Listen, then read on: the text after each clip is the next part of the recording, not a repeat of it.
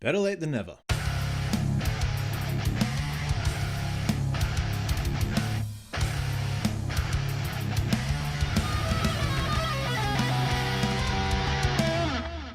What's happening, my fellow geeks and geekettes? Welcome to a brand new episode of Cosplay Chris, and today it's just a quick little breakdown and my thoughts on the Justice League trailer. Zack Snyder's Justice League, for that matter.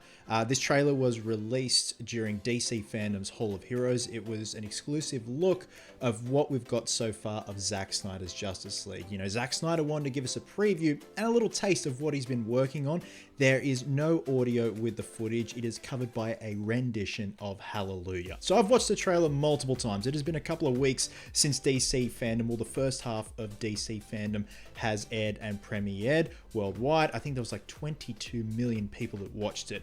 This coming weekend, the 13th, is part 2, which actually features DC Down Under, that yours truly is going to be a part of. So I'm really excited about that. But today is all about Zack Snyder's Justice League. A lot of you guys have been asking what my thoughts are on the trailer that was released during the weekend, and like I said, better late than never, but just want to give my quick little thoughts and expectations and just the hype surrounding it. So I've taken some screenshots from the trailer of certain aspects and things that I want to talk about and touch on. So first up, the look of Darkseid. Obviously, Darkseid is a major draw card for Zack Snyder's Justice League, and we get our first look of him in this footage. We got a tease a week before, but this is a first proper look at him. Now, from my understanding, this is a younger version of Darkseid. Correct me if I'm wrong. So far, so good. I'm digging it. It does kind of look, you know, PS4-y, but this is a work in progress. This production is still a work in progress. So, you know, it's not final rendering, but so far I dig the overall look. But if this is an early interpretation of Darkseid where he's a lot younger, that's fine. I'm all for it. For the most part, the aesthetic is pretty on point. These guys know what they're doing. You know, they're trying to respect the mythology of Darkseid. So far, I dig it. Now, next up, this is a shot that is supposed to home back to BVS at the end of Dawn of Justice, where Superman gets stabbed in the chest by Doomsday. So for the longest time, we saw the very raw footage, or not even footage, just a photo of Henry Cavill on the soundstage with the green screen, you know, doing the exact same pose, and it's finally being finished, and it's supposed to be a flashback to BVS where he ultimately sacrifices himself with Doomsday. Now, this is right at the beginning of the trailer, and this got me so excited because you guys know I love my Nightmare Batman. So we get a quick shot of the post-apocalyptic world, and it's panning in. We see parademons flying around, and just ever so slightly, you see a Joker card fly by. The exact same Joker card that was sticky taped, or duct taped for that matter, to Batman's Scar-L when he's in the Nightmare garb. Apparently there was a lot more Nightmare footage filmed. This is what Zack Snyder's saying. I didn't even realize that there was. I thought they just filmed that little bit for BVS. Who knows if they've got extra footage that can make for more of a scene that can carry on over into Zack Snyder's Justice League. Either way, you guys know I've always wanted a whole film based around the Nightmare sequence and where that storyline could go. Now, here is a shot that was in the initial trailer for Justice League when it was coming out in 2017. So it's a shot here of what looks like Bruce looking at a hologram of Superman. Originally, everyone thought it was Supergirl, just the way the boots look, but it has a much more of a longer shot this time around. And this shot wasn't actually in Joss Whedon's version of Justice League, but Zack obviously wants to put it back in the film. So I don't know if it's going to be one of those things where Bruce is pondering over Superman, or, you know, whether Superman has come back, or this is before Superman is resurrected. Another thing that I'm really glad they're touching on and delving more into is Victor Stone's backstory. So we've got the football scene here before Victor's accident, and these shots have been going around for quite some time. We saw a lot of behind the scenes footage of this football scene being filmed, and then we saw the final film, or Joss Whedon's version, and we're scratching our heads thinking, we didn't see any of that. We want to see more of that, because I think Ray Fisher's portrayal of Cyborg was amazing, and I want to see more of him and also his backstory, just so I can understand and sympathize with the character a lot more, because it helps when you have a history of a character. Sometimes it doesn't work, where it's best not to reveal too much, but in this case, I want to know more, because this guy is trying to do things for the greater good.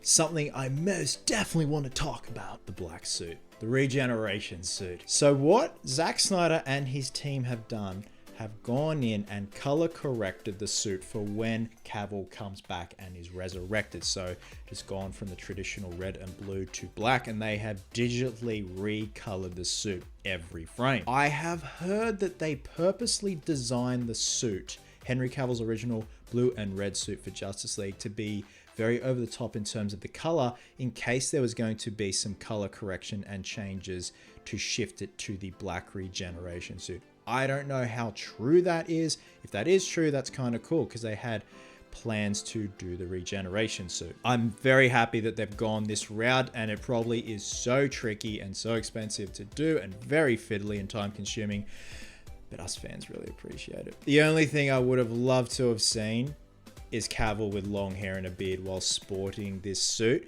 but after seeing how they can digitally remove a mustache or lack thereof, I'm good. I'm happy with clean shaven Cavill in the black suit. That's fine by me. The changed look of Steppenwolf. I really like the direction they've taken here. Now, this design actually goes back to the original design from a deleted scene in Batman vs Superman, where we get a quick glimpse of Steppenwolf and then with the mother boxes. This kind of nanotech look, I really dig. I dig it more than the Joss Whedon look. It just didn't work for me. It was bland. This looks interesting. This looks intriguing. This looks a lot more menacing. Now, here is Batfleck deflecting some shots from some parademons, and this is the Batfleck I want to see, not this kind of something's definitely bleeding look that we got in Joss Whedon's Justice League. This is the badass Batfleck I want, you know. He's a warrior, he's a fighter, he's a brawler, and he ain't taking shit from anyone, including parademons. Even though right here this is a shot of the Flash, this is actually regarding the colorization of the film and the look.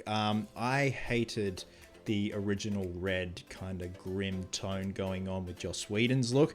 I really like the blue look. Blue just has a better aesthetic for it, for the world that they're going for and the world that they're operating within. Especially for that final scene in the original cut of Justice League, where it's just over the top red. It's too much and your eyes are just in sensory overload. So hopefully they find that perfect balance when they recolor this film and rejig everything, and it's just not too over the top. You know, it's not each end of the spectrum. It just meet perfectly halfway. And I'm just throwing this in here because I love it. How beautiful is that shot? And how beautiful is that it's actually Henry Cavill's face and not pixels here. Very expensive, ugly pixels. I love this shot here. I think this is a beautiful shot, and they've got the recolored regeneration suit on Cavill, and instead of looking over as to what's happened, they've actually superimposed in Bruce's aircraft carrier, which is great. I think that's a wonderful idea. You know, they're lined up, they're ready to go home. They kind of just got that heroic stance, and they're just like, yeah, look what we just fucking did. We saved the world, man. God, they all look good. And finally, I just want to touch on this little bit of perfect characterization of Ben Affleck's Batman. His little tiny speech at the end where he's like, I don't care how many demons and how many hells he's fought in. He's never fought us, not us united. And I just got so tickled pink with that. And I'm like, ooh, that's my Batman. It's nice to see that characterization back as opposed to the monstrosity that we got in the original Justice League. He was just goofy. So guys, overall, I am very excited, very intrigued for Zack Snyder's Justice League. 2021 cannot come quick enough, obviously, because we have a big lineup of films for that year. But I want this film to do well. I want Zack and Deborah Snyder to succeed in the Snyder Cut, and I think a lot of us do. I understand that a lot of people have mixed feelings about it. That's totally fine. That's your opinion. Go for it. You're entitled to one. But I just want to see this come full circle. I want there to be all these beautiful nails in the coffin. It's done. It's signed, sealed. Everyone's happy. Off it goes into the world, and it's just closure, essentially. It's closure for fans, for Deborah and Zack Snyder, and obviously they were rocked by that horrible family tragedy, and it'd be a nice tribute to said tragedy. So I'm all for it, man. I love it. I love the look of it. Exciting times ahead, Geeks and Geekettes, put it that way. So I'm jonesing for it, and I hope you enjoyed this little breakdown. Guys, thank you so much, as always, for watching. Wherever you are in the world, have yourselves an absolute cracker of a day. I hope you're well. Hope you're happy. Be merry, be silly, and until next time, Geeks, please always remember, cosplayers do it best.